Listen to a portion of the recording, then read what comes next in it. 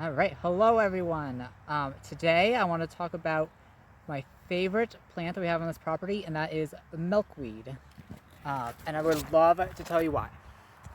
So about 6 years ago, we had milkweed show up on our property, and I made sure to keep mowing around it because I knew how important milkweed is to the monarch butterflies, which are not doing well. So we wanted to provide a nice natural habitat and food for them here. So we continued to mow around it for a few years. It expanded. As a lot of people know, it's a pretty hardy plant. And then a couple years after it showed up here, we were reading in a book by Samuel Thayer about how milkweed is actually edible, which is not very widely known.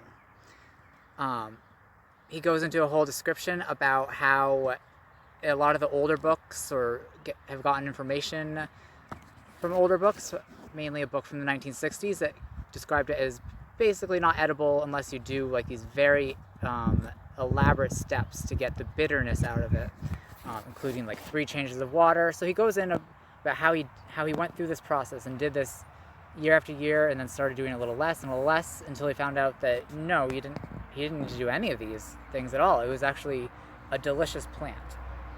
And so I definitely recommend this book that he has here, The Forager's Harvest by Samuel Thayer. And I want to just read a little passage from it right after he went into all that stuff. And here's him talking. So here I will set the record straight. Common milkweed is not bitter. It does not need to be boiled multiple times in water. Simply boiling it is sufficient. Occasionally one may find an exceptional specimen that is slightly bitter, not even within shouting distance of such greens as wintercress or dandelion. In fact, common milkweed has one of the more mild, neutral, and agreeable flavors of any vegetable you'll ever find, wild or cultivated. This is exactly why I like it, and exactly why it has such a broad, universal appeal to the Native Americans. So we decided to give it a try. Harvested some, boiled it, did a little salt, and it was delicious. The thing I compare it to most is asparagus. It's like a much more like mild or delicate asparagus, I would say, and I love asparagus. I use it in dishes like pasta and veggies. I put it in soups. In soups, it kind of has like a green bean type of flavor. I think it goes really well with soy sauce. It's just an amazing all-around, very useful vegetable. And on top of that, it grows very aggressively, which is what a lot of people don't like about it, but I love that about it. It's my favorite thing in plants, is when they don't need me to baby them, they just grow. And this thing has spread all over. And you can take cuttings, multiple cuttings, once you cut one down, just like with asparagus, another one usually comes right back up. And also, like with asparagus, the next one that comes up, often gets thinner and thinner. And once it gets, so thin, then it's probably worth not cutting it anymore and letting it grow. We also have some that we just leave and let grow so they can establish themselves, and also have homes for the monarchs, which we do have showing up here quite regularly at this point, whereas we didn't see them at all before. They do have other uses. The silk from the pods, from the seeds, are very insulative and soft. They can be used in comforters, pillows, jackets, things like that. It's not just the shoots that are edible from them. The greens are also edible. Flower buds. The flower buds are kind of like a broccoli. I guess the flowers are also edible, and the very young pods are edible as well. I've done the greens. The shoots are my favorite. I've done the flower buds, which are nice too, kind of like broccoli. I've tried the young pods, but I don't think I got it young enough because that one did actually upset my stomach. Whereas the other ones, I've never had any issue whatsoever. Just deliciousness. So the one thing I would like to mention about it as well is there is a look-alike species that's pretty similar called dogbane. So it's definitely worth looking up if you're going to harvest this or eat this. But the main things that make it really easy to tell the difference between it is the stalks of the common milkweed are hollow, and of dogbane it is not. On the common milkweed, the leaves overlap. As you can see, like they fold up over each other. Whereas on the dogbane, they're shorter leaves and they do not overlap or barely overlap.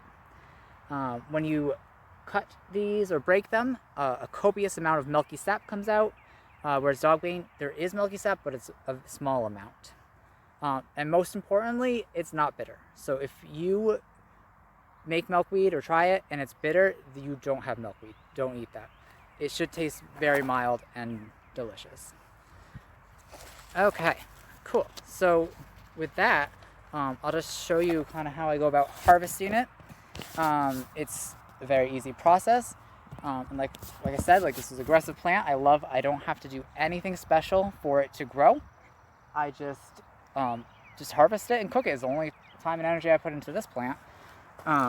So I just cut the stalk. Here, let's see if I can set this up nicely or not. Oh, that works out great. Okay.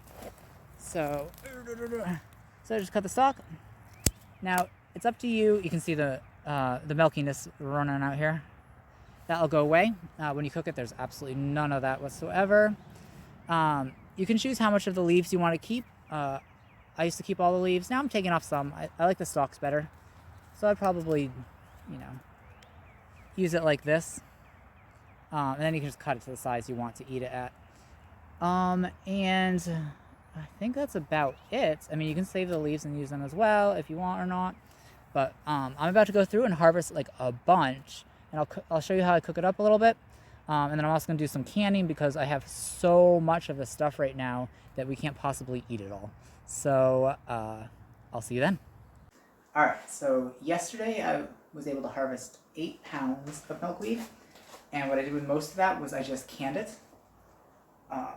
It is great. It'll store for the winter.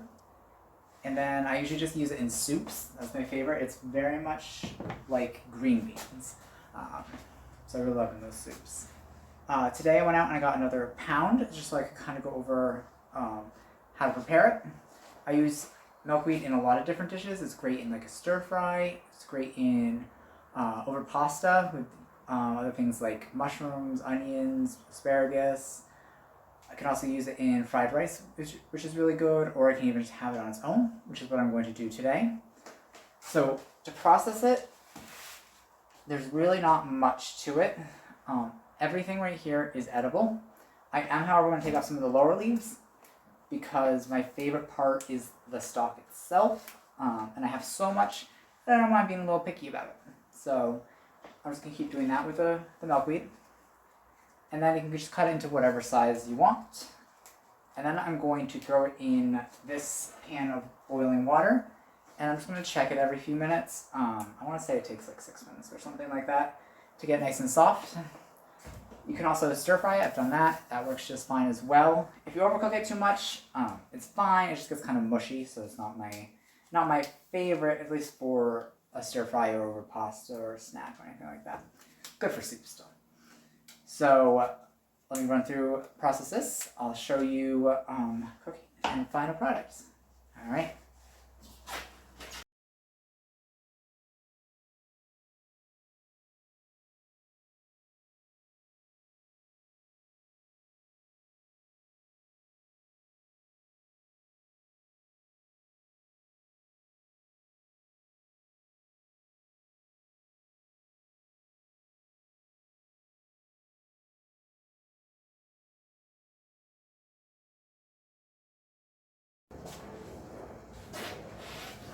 All right, so I have brought the water to a boil.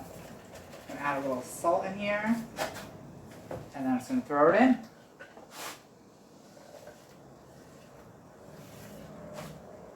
All right, and I'll just check that every few minutes to see how it's doing.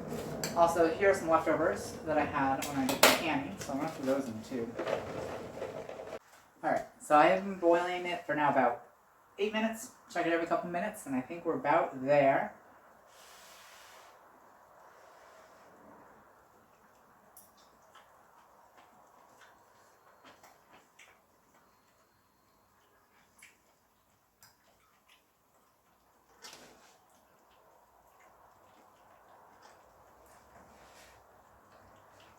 They have a few different sizes here, so some are softer and some are not as soft.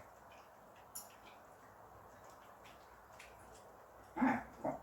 So yeah, the small ones are definitely done. The larger ones have still a little bit of a crunch, but they're pretty good. Alright, so I just strained it, and now I'm just going to put it on this plate. I'm going to add just a little olive oil on it, a little salt, and a little garlic powder. I think that will be delicious.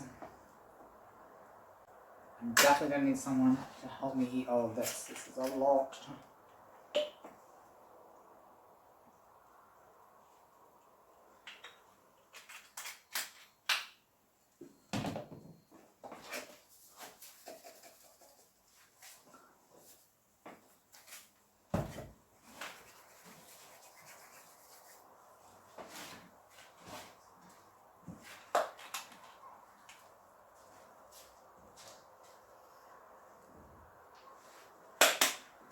Alright, there we go.